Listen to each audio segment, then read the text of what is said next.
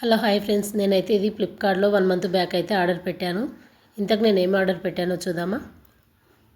చూడండి, ఓపెన్ చేద్దామా ఇప్పుడు.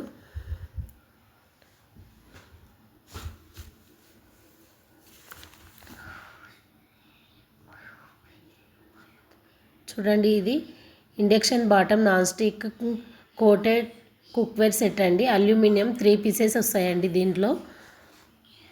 చూడండి చూడండి ఇవైతే వెయిట్ చాలా బాగున్నాయండి.